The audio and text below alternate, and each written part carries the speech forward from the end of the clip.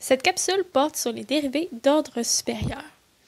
Donc, on va voir ensemble que c'est possible de dériver plus d'une fois. Donc, par exemple, si on a une fonction, quand on fait la dérivée avec nos formules de dérivation, on trouve f' ou avec l'autre notation, là, c'est df sur dx. Donc, qu'est-ce qu'on fait? C'est qu'on calcule la dérivée. C'est la dérivée première. Donc, on arrive à une fonction. Par exemple, si j'ai f de x qui est x à la 4, je trouve sa dérivée et ça donne 4x3.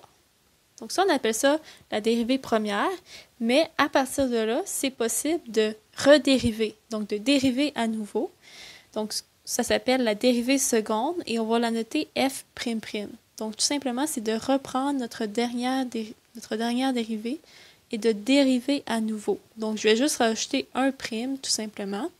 Et maintenant, je prends 4x3 et je dérive. Donc là, je vais arriver à 12x2. Et là, je peux continuer ainsi de suite.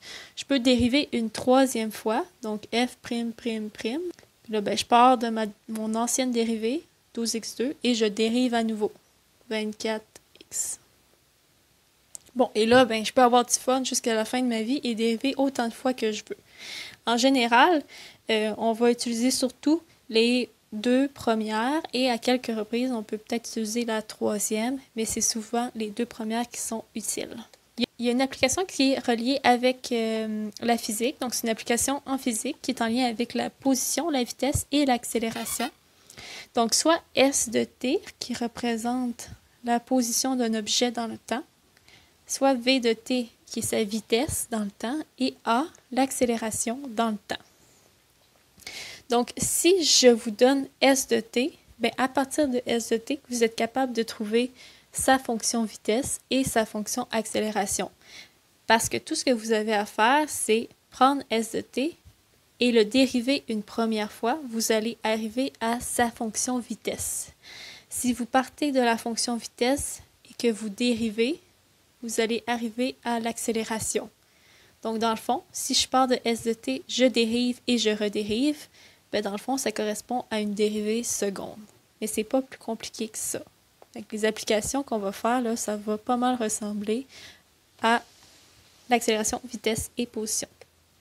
Donc justement, on en a une, on vous donne la position, on vous dit déterminer la fonction d'accélération. Je vais commencer par trouver sa vitesse. Donc moi j'ai S, je vais dériver une première fois pour trouver V. Donc je dérive S pour trouver la vitesse. Je dérive, et là c'est des petits polynômes, on est capable de faire ça. Moins 5, moins 9,8 t. Donc ça, c'est ma fonction vitesse. Si je veux ma fonction accélération, là, j'ai ma vitesse, je vais la dériver pour arriver à l'accélération. Donc l'accélération, donc si on le fait, on arrive à moins 9,8. Donc dans le fond, j'ai dérivé deux fois, tout simplement. Donc c'est pour ça qu'on appelle ça la dérivée seconde. Ce qui est important ici avant de terminer la capsule, c'est que vous remarquerez que c'est la première fois que j'utilise un autre terme que f de x. Donc si la variable dépendante, c'est s, v ou accélération, mais ce qui est intéressant, c'est dans le fond, c'est la variable indépendante. La variable indépendante, ici, c'est t. Donc, ça se peut là, que dans certaines applications, vous ayez à utiliser t au lieu de x.